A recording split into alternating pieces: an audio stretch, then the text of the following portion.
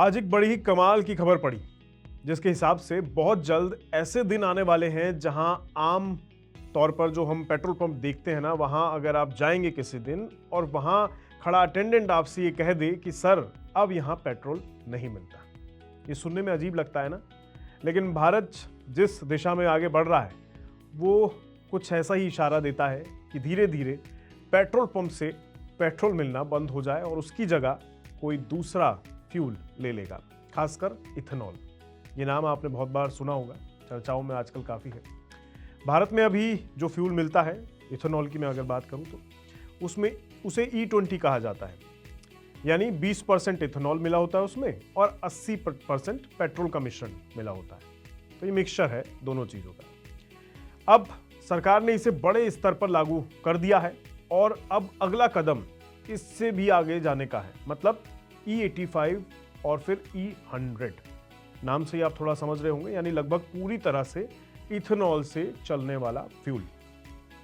इसका मतलब ये नहीं है कि भैया पेट्रोल अचानक से गायब हो जाएगा देश से, लेकिन हाँ धीरे धीरे इसका इस्तेमाल कम जरूर हो जाएगा और फ्यूल पंप पर इथेनॉल का डोमिनेंस बढ़ जाएगा। अब सवाल आता है कि सरकार ऐसा क्यों कर रही है। देखिए, भारत अपनी जरूरत का क्रूड ऑयल का बहुत बड़ा हिस्सा इंपोर्ट करता है बाहर के देशों से, जिस पर हर साल हमारा भारी भरकम पैसा खर्च होता है। नंबर्स में अगर मैं बात करूं तो भारत अपनी जरूरत का लगभग 85% क्रूड ऑयल इंपोर्ट करता है, जिस पर लगभग 12 से 14 लाख करोड़ रुपए सालाना खर्च बैठता है। अब अगर वही फ्यूल देश के अंदर ही प्रोड्यूस हो जाए तो ये पैसा देश में ही रहेगा। इथेनॉल इसी सोच का हिस्सा है। क्यों? क्योंकि इसे गन्ने, मक्के और एग्रीकल्चर वेस्ट से बनाया जाता है, यानी खेतों से फ्यूल तैयार होगा और किसानों की इनकम भी बढ़ेगी। सरकार के हिसाब से ये एक विन विन सिचुएशन है। एक तरफ ऑयल इंपोर्ट कम होगा, दूसरी तरफ पोल्यूशन घटेगा और तीसरी तरफ फार्मर्स को सीधा फायदा मिलेगा। पिछले कुछ सालों में इथेनॉल ब्लेंडिंग से भारत ने काफी फॉरेन एक्सचेंज बचाया भी है और कार्बन एमिशन में भी कमी आई है, इसलिए पॉलिसी लेवल पर इसे तेजी से आगे बढ़ाया भी जा रहा है। लेकिन ये मुद्दा सिर्फ फायदों तक सीमित नहीं है, इसके साथ कई चैलेंजेस भी जुड़े हुए हैं। सबसे बड़ा चैलेंज है आपकी गाड़ी। मतलब आज जो गाड़ियां सड़कों पर चल रही हैं उनमें से ज्यादातर E20 तक के फ्यूल के लिए ही डिजाइन की गई हैं। अगर भविष्य में E85 या E100 कॉमन हो जाता है तो फ्लेक्स फ्यूल व्हीकल्स की जरूरत पड़ेगी। अगर कोई पुरानी गाड़ी में ज्यादा इथेनॉल वाला फ्यूल डलता है तो इंजन पर असर पड़ सकता है, मतलब जंग लग सकती है उसमें और माइलेज भी कम हो सकता है, क्योंकि इथेनॉल की एनर्जी डेंसिटी पेट्रोल से काफी कम होती है। इसके अलावा इंफ्रास्ट्रक्चर भी एक बड़ा मुद्दा है। फ्यूल स्टेशंस को नए स्टोरेज सिस्टम और पाइपलाइन की जरूरत पड़ेगी, जिससे इन्वेस्टमेंट बढ़ जाएगा। दूसरी तरफ इथेनॉल प्रोडक्शन के लिए पानी और एग्रीकल्चर रिसोर्सेज की भी जरूरत होती है, खासकर गन्ने के लिए, क्योंकि गन्ना एक वाटर इंटेंसिव क्रॉप है, मतलब पानी की इसमें बहुत ज्यादा जरूरत होती है इसकी सिंचाई वगैरह के लिए। इसलिए सस्टेनेबिलिटी को लेकर भी बड़ा सवाल उठता है कि क्या बड़े स्तर पर इथेनॉल प्रोडक्शन लंबे समय तक सही रहेगा।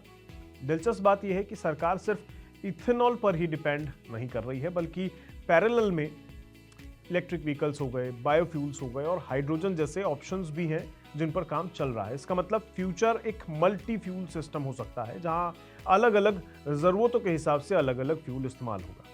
आम आदमी के लिए इसका क्या मतलब है, देखिए ये भी समझना बहुत ज़रूरी है, क्योंकि सबसे बड़ा इम्पैक्ट यहीं पड़ने वाला है, यानी हम पर, आम लोगों पर। आने वाले समय में फ्यूल सस्ता हो जाएगा। जाहिर है, जब इथेनॉल ब्लेंडेड फ्यूल आपको मिलेगा तो वो पेट्रोल के मुकाबले सस्ता ही पड़ेगा, और घरेलू उत्पादन है तो सस्ता ही पड़ना है, क्योंकि इथेनॉल लोकली प्रोड्यूस होगा। लेकिन साथ ही साथ जो समस्या बनेगी वो है नई गाड़ी लेने का खर्च।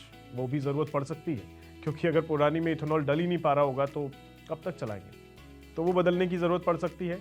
और क्योंकि अगर पुराने इंजन में डाल दिया गया और कंपैटिबल नहीं हुआ तो जैसा कि मैंने शुरू में बताया, जंग लग सकती है, माइलेज में थोड़ा बदलाव देखने को मिल सकता है। लेकिन ओवरऑल अगर पिक्चर देखी जाए तो एनवायरनमेंट के लिहाज से ये बेहतर कदम माना जा रहा है। अगर ग्लोबल एग्जाम्पल के तौर पर देखें ना, तो कि भाई कहाँ ये अपनाया गया है, तो आपको बता दूं ब्राज़ील एक ऐसा देश है अभी तक जहाँ एथेनॉल फ्यूल काफ़ी सफल रहा है और वहाँ ज़्यादातर व्हीकल्स फ्लेक्स फ्यूल हैं।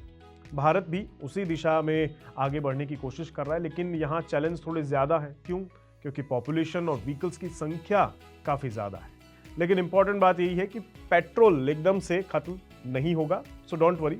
लेकिन हाँ, धीरे धीरे उसकी जगह कोई और ज़रूर ले लेगा। आपका इस मुद्दे पर क्या कहना है, हमें कमेंट बॉक्स में ज़रूर बताइएगा। आज के लिए इतना ही। नमस्कार।